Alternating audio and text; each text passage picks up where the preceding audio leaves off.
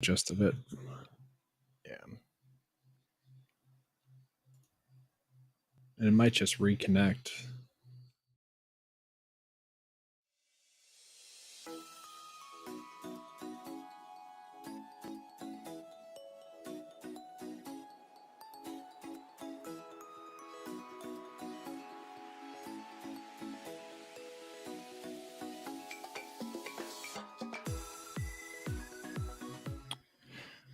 All right, what's up, guys? Sorry about that. Hopefully you're subscribed to the channel. You got the notification that we're live again. Had some technical difficulties with our stream provider. Cut us out. So yeah, we had to switch roles. So we're out here. But while Eric was absent, we just kind of went through the other injury news. Just gave a brief summary of all the teams. So yeah, I was listening to it. I don't know. I could hear it, but nothing was showing up. So I don't know. That was a strange one. But yeah, looking at kind of you were talking about Joachim Pert a little bit, I heard, but I guess should we just jump right in? I know we got a lot of questions as well. Yeah, let's start going through the positions and see if maybe takes a minute for people to jump over to this one. Yeah, for sure. It is interesting right now. I do notice that the chat is still going, but yeah, I see the same chat popping up here. Okay, so we got Thuggin in here. Show the top Yahoo values. Yeah, let's get that out of the way right now. Wait, Yahoo value. There you go. Gary Trent, Cody Martin, Peyton Pritchard, Ish Smith, Kelly Oubre. It's so interesting to see like how different the top Yahoo values are from DraftKings and FanDuel because like a couple of these guys are plays. Like I said, Peyton Pritchard earlier, but Cody Martin at his price on DraftKings and FanDuel not interested. Gary Trent not interested. So. If you want to sign up for the model, you can see the updates after the stream. And if you're looking at these guys, like $5K on DraftKings and $10 on Yahoo, like that's a pretty good, it's a pretty good way to tell that their value when guys that are around 5K are only $10 on Yahoo. And there's a few of them. I mean, Kelly Oubre is probably going to go up a little bit if Maxi's rolled out, and then I don't know. You can kind of just see the rest here. Not really many pay ups in the value category, but you got something there. So. I mean, for Yahoo value, that's kind of bad. Yeah. For the day. Yeah. So. Yeah, like the cheap guys are fine, but after that, there's not really too much to. I mean, you have to spend most of your salary, right? Yeah, exactly.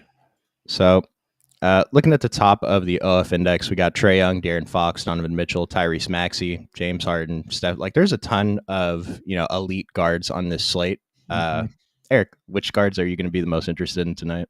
So before we got cut off, we're kind of starting to get into maybe potentially stacking Toronto versus Charlotte. Again, like I do kind of like that game. I think Quickly is too cheap. Even in the last game, 24 minutes in that game, had a terrible night shooting, still was able to manage around 18 fantasy points, which is obviously not great. But if you give him 10 plus more minutes than that at this price tag against Charlotte, I really like this matchup for him. He is someone I've been trying to go out of my way to get to. And then if you consider Brandon Miller a guard, I think he's just mostly small forward eligible, but like those are the two that I really like the most right now. Probably going to get a little bit of Derek White with Drew Holiday off the court as well. And then again, if Max is going to be active, I don't mind him. If he's not, Kelly Oubre, it's going to be tough not to get to as well. And then just with Detroit, do want to mention like if Bogdanovich and also Cunningham are out, Jaden Ivey is going to look really good as well as Alec Burks. And we had a couple questions in chat about Grady Dick, and just such a random guy because I think that he got some good playing time last time. I think one of the announcers made a funny, I don't know if it was funny, but tried to make a joke about Grady's name. Yeah. 30 minutes, 34 fantasy points. It's obviously the best game he's ever had in his career. Yeah. The fact that he's coming in at 0% ownership, I don't hate taking a couple shots on him. Like I feel like it's probably okay with the chance that he gets these many minutes again, but I mean, this is a phenomenal game. Do we know why Gary Trent Jr. didn't get that much run in that game? Was that simply because it was a blowout pretty much right away? Like that's my concern. I was trying to pull up the rotation. I don't remember. I know I played a bunch of them, so that was kind of cool that happened. But yeah. But Gary Trent, it doesn't have the previous game up on Popcorn Machine. No, so it's just weird. Like that game did get out of hand pretty fast there. Like Toronto is really never in it. So I'm assuming that Gary Trent Jr. and kind of some of the other starters, but that's not true because Joachim Poeltl got a lot of runs still. But I think they extended their bench more because Jordan Nwora, I like him by now. He got a little bit more run, had a good game. It just seemed like they played their backups because it was still working. They didn't need to run out, certain players. Yeah, Gary Trent didn't play the second half at all. He had to get hurt or something, but seems like he's okay for today. Mm-hmm. Yeah, he's in. He's had a back injury designation, but looks like he's good to go. And then how do we? Oh, go ahead. No. Grady Dick is fine as a value. Yeah, kind of. I don't know if we need to get there though today. Just going against Charlotte, like I do like that game stack. I just don't know if we need to exactly go out of our way to target that. Like if I end up on him, sure. Yeah, and just kind of the fact that two different people asked about him in the chat makes me think that he's might get a little bit steamed up, but he's projected for 0% ownership. The model doesn't like him, projected for only 12 minutes. So this is definitely a beyond the model play if you're going to go there, because the model is saying absolutely not. But weird things happen. If you think that the minutes projection is wrong, then that's kind of where we find an edge a lot of the time. So yeah. And just in terms of stacking that game, it probably will be more forwards and centers. Like looking at some of the other guards that we have, I'm looking at the chalk right now. We have Herter, Monk for the Kings. Like, I don't know do you like that going against Detroit? I feel like that's what people are chasing there. And it's just such a hit or miss. Like, do those two plays even correlate together? That's my biggest question, I guess. So here's the thing, like we've seen a lot this season where Kevin Huerter starts and sometimes he's playing poorly and Malik Monk comes in, he's playing better, so he gets more playing time. But recently we've seen them both playing alongside of each other. They both have the potential to close, but it is kind of awkward hand building a lineup and putting both of them in it, right? Yes, it is, especially when they're both chalk or the highest owned guards on the slate. And then De'Aaron Fox is number 4 in terms of ownership. Werder, Monk, Klay Thompson, De'Aaron Fox, and so there's going to be a lot of ownership like on Sacramento tonight, and it's probably appropriate. I mean, pretty good matchup. Like blowout is a risk, and like I said, I think it hurts Malik Monk the most because he's going to come in. The game's going to be 25 points already, and he's just going to miss that last rotation, which Malik Monk really needs that last rotation, especially at this ownership, and so. I think they're fine. I don't think we want to fade. I don't think we have to jam any of these guys in. Like De'Aaron Fox's price is really good, so I'm going to take some shots there, and I'm definitely going to have some Werder and Monk. But for sure, with them being the most exposed guards, it's just I don't know. Kind of feel like I'd like to try and find some other spots to get different.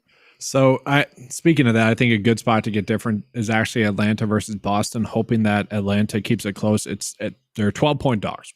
Obviously, we don't love that, but.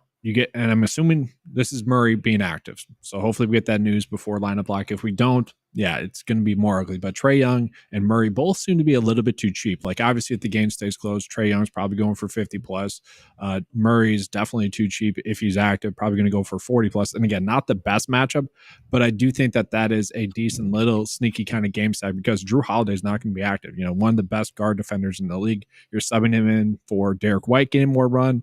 Maybe Payne Pritchard, obviously Jaylen Brown. Like the matchup gets a little bit better for the guards. And again, if Murray's active, I kind of like that move. And so it's so funny if you click on like the underdog notification for Murray being a game time decision, it's all trade talk. And the trade deadline is tomorrow. So it's definitely, I mean, that's the first thing I thought of when I saw DeJounte Murray was questionable today. So I don't know how it's going to affect anything. Like we'll just have to wait for the news, but something to keep in mind. If DeJounte Murray is out, if he's traded for whatever reason, obviously Trae Young's going to look way better. And I mean, Bogdan, he's been chalk when DeJounte's been out or Trae has been out at this price. And at first he was going off most games, but lately he's been pretty bad. So what about, I know we're still in guards, but like Bay and Hunter, they seem to be decent plays today as well. Like if Bogdanovich is still not going to, be as effective and efficient as he was with Murray off the court, like those two could be plays we get to. I mean, Hunter went off in limited minutes yesterday. Yeah. It's like the 20 minutes is bad for DeAndre Hunter if we're going to be interested in playing him, but 42 fantasy points. I mean, he shot 10 for 12. It's, this happens once or twice a season for these guys. 5,400. What was DeAndre Hunter's ownership? I guess we'll take a look when we get to forwards, but I feel like his price is a little bit too high if we're only expecting 20 minutes. So, but before, like Bay got 33 minutes and he only had 27 fantasy points. So like he'd be someone that I was a little bit surprised got 33 minutes. He'd be someone we could look at as like a replacement to Bogdanovich and obviously Hunter not going off as much. Yeah, I feel like I think this is the game I watched recently. And Sadiq Bey, I mean, they were passing the ball at the end. A couple of these threes came in crunch time. So, I mean, he's definitely going to close. I shouldn't say definitely, but he's more than likely Game going six. to close. Yeah. Yeah. So let's take a look at some of the value guys. I mean, Darren Fox, Kevin Werder, top of value. Peyton Pritchard, Derek White, Trae Young next. Like, I think that we can get to all of these guys. We talked about Pritchard and White a little bit. It's a little bit tough for me, but the model is saying that they're pretty good plays at lowish ownership, so I think it's fine. I do think the pricing for CJ McCollum it just continues to drop, and I know that it's very much dependent on if Zion plays or not, like how much value like he gives us.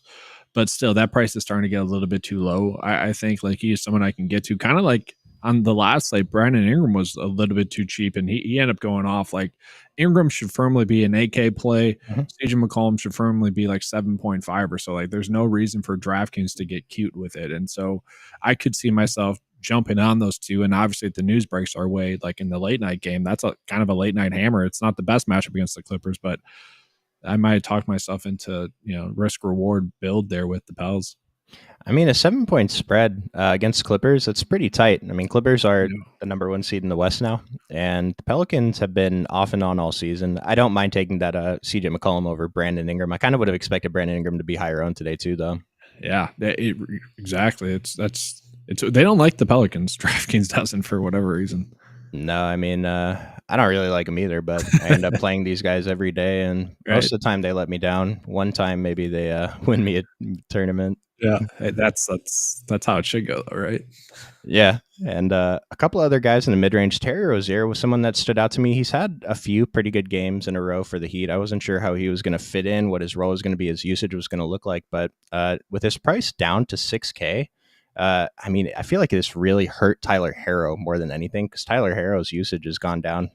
It won't let me load it. I can't pull it up right now, but Terry Rozier, 30 plus minutes, and he's gotten there, a 5X at least every game he's been with the Heat, put up some 6Xs 2 in a row. And so I don't mind taking shots here against San Antonio. I mean, he's only playing 30 minutes a game anyway, so blowout isn't as much of a concern here.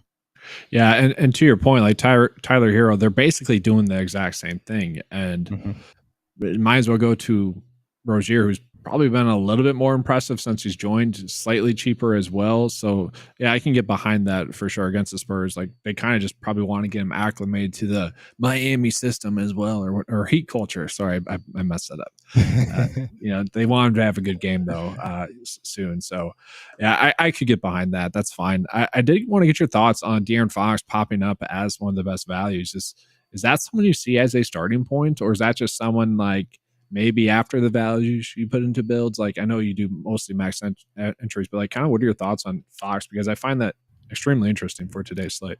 Well, when I was first going through, the pricing and everything, I thought that his price was definitely too cheap. I expect him to be the chalk, but 21% doesn't seem that bad. And we talked about De'Aaron Fox a couple days ago on stream that he's been pretty bad lately. He had one blow up game where he put up 60 plus. I don't even think it was on the main slate, so most people probably missed it, but I don't know what happened. It feels like he kind of took a small step back, but I mean, he really only had a couple game bad stretch. Like he's still pretty good. And so at 8K, so like I said, I thought the price was too cheap, and I thought I was going to be very overweight, but I'm basically around the field, which I might try and manually up that.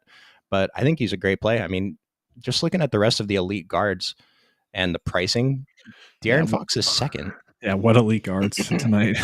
That's like Trae Young, Donovan Mitchell, Tyrese, James Harden. Like De'Aaron Fox being up here in OF index at over $1,000 cheaper than all of these other guys. The model is saying, hey, we really like De'Aaron Fox, and especially being top of value. So I'm probably going to end up pretty overweight after initially not being that overweight.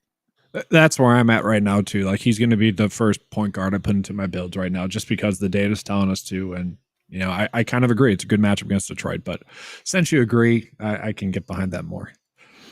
And I feel like there's a couple other mid-range guards in here. I mean, we already talked about most of them. Barrett, Oubre, Klay Thompson, they're all okay GPP plays. Trey Jones, his price came up a couple $100, but I still think the ownership is fine to go ahead and take shots there. Eric mentioned CJ McCollum.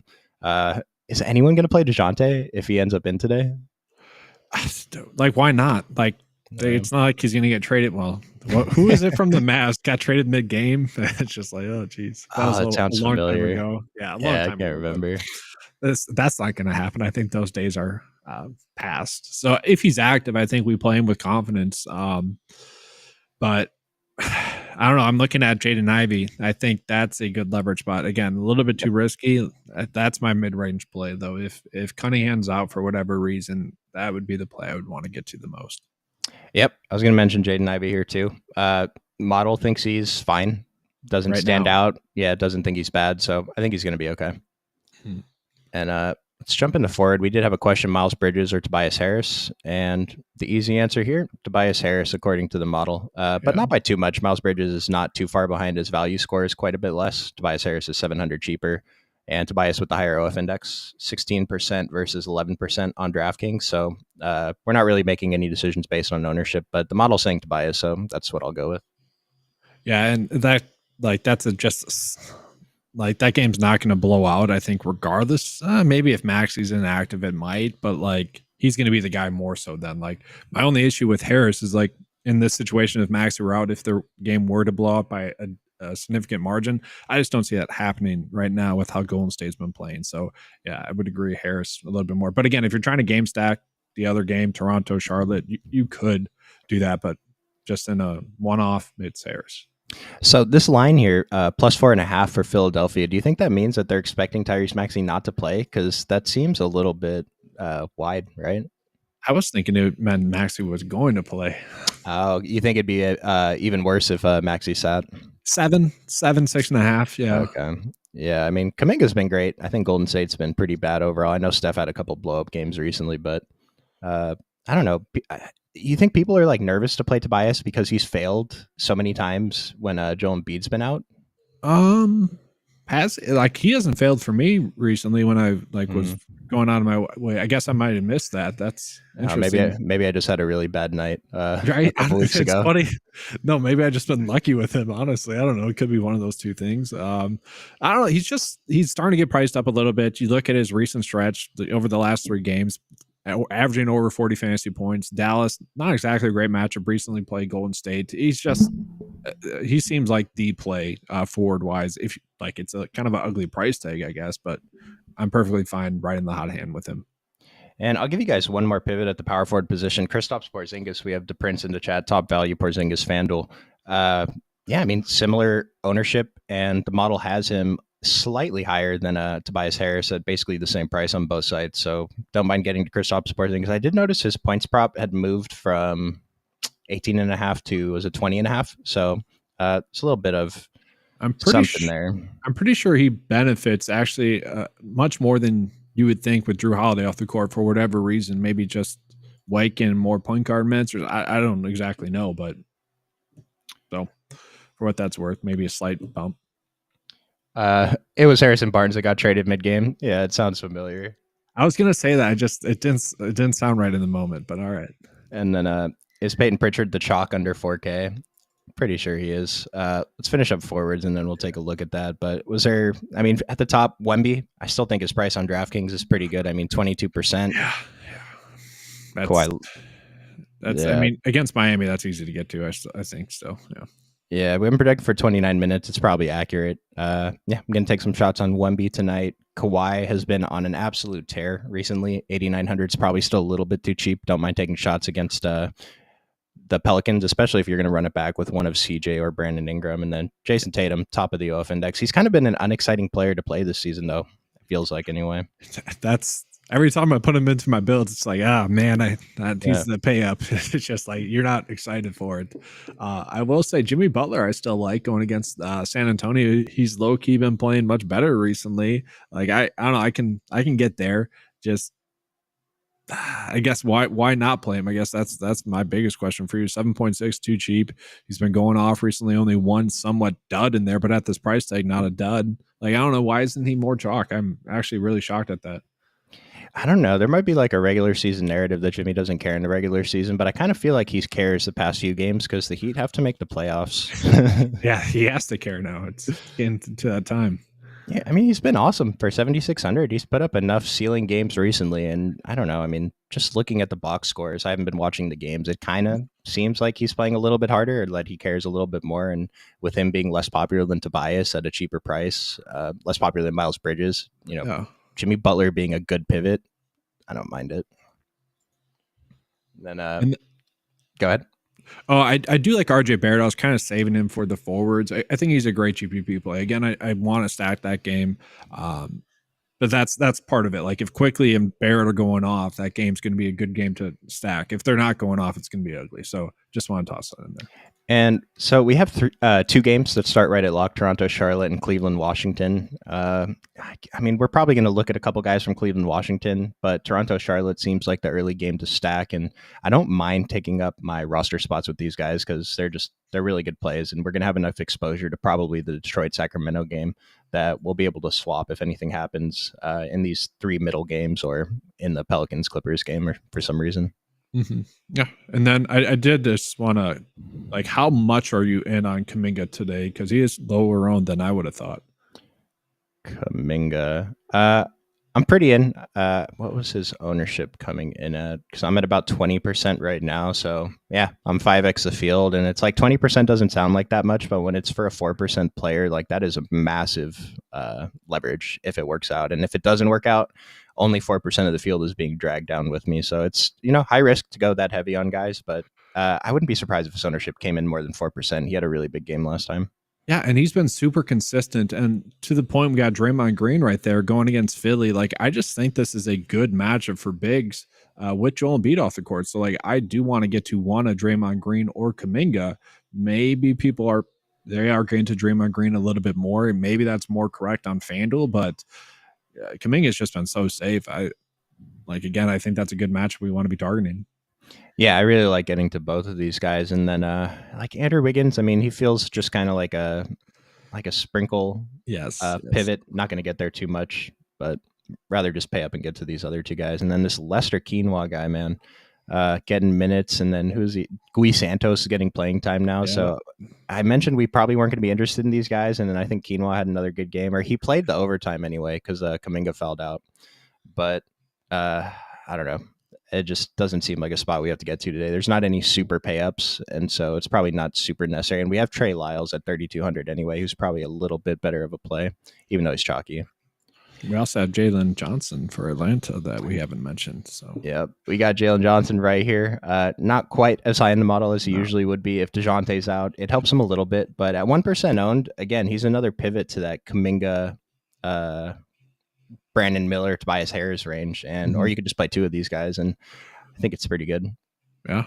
And then while we pivot probably into centers, I want to get your thoughts on Evan Mobley because he's going against Washington, ended up playing like 28 minutes in the last game. Really, like that's what he was playing kind of earlier on in the season was 28 minutes or so. I guess it was Jared Allen doing that, but whatever. Playing 28 minutes going against Washington, to me, he seems like a great GPP play at kind of a soft price tag. Like we could easily be getting 40 fantasy points out of him on both sites. I don't know. Is that someone you were getting to today?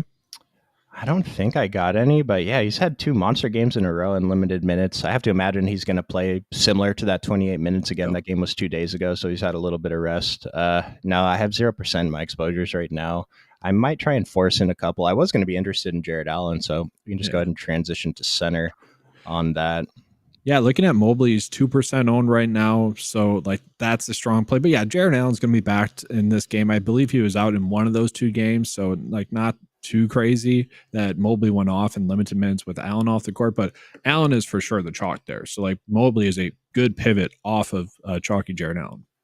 And it's like we haven't projected 2.5 minutes apart. It's really not a big difference. Shouldn't be 17-2 ownership difference there, 22-1 on FanDuel. So don't mind taking shots on both of these guys. I don't think there was like a center I was super interested in today. I have a bunch of Wembanyama, but after that, it's very spread out. A bunch of Pirtle too. Yeah, Jakob Poeltl is really the only one I was excited to get to. Al Horford feels a little bit too cheap as well, but this was kind of the issue I had last night is that there wasn't any plays I was like, I need a roster this center play. And that's kind of what it feels like tonight. That's why I'm probably taking shots on Mobley. That's why I might take a shot on PJ Washington as a GPP play. Green is intriguing, but Jakob Poeltl was the player on DraftKings I was getting to the most. FanDuel, heck, he's 6.1. That's probably a better play there. Yeah, I like it. And you mentioned there weren't any centers that we liked last night, and then Andre Drummond was announced starting. I swapped to as much as I could. He came in 3%. And I mean, that's kind of rare. That something like that's not going to happen on today's slate, but the power of just late swap. I mean, Andre Drummond was definitely a tournament winner last night. It And pays to be around after lineup lock. Yes. yeah, definitely. And make sure you sign up for occupyfantasy.com. $7 a week gets you access to the model and all our stuff that we have to offer post stream, which is really important when news happens. And I mean, if you take advantage of it for one day, I think that pays for itself. So, I mean, Kristaps Porzingis showing up near the top of value. Al Horford near the top of value. I'm not quite sure why he's pulling this much ownership. I know that Drew Holiday's out, but this still seems wrong with Kristaps Porzingis. And not like it's an egregious amount of ownership, but any ownership feels kind of weird.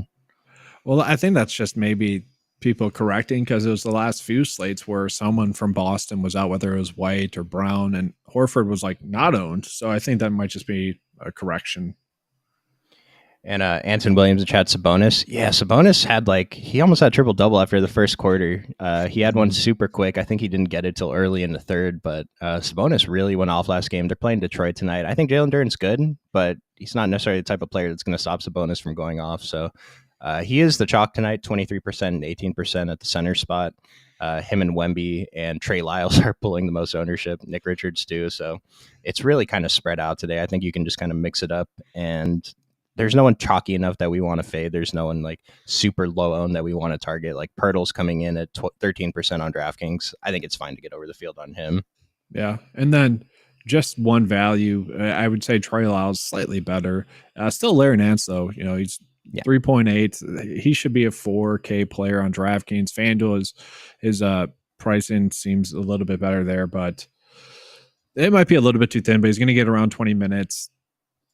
A play worth mentioning because if you didn't like Trey Lyles as a value, but you needed a value play, someone I could look at. Yeah, and if we get that weird thing where he starts the second half, we only have him projected for 19 minutes, and he's been playing 20, 15, 18, 22.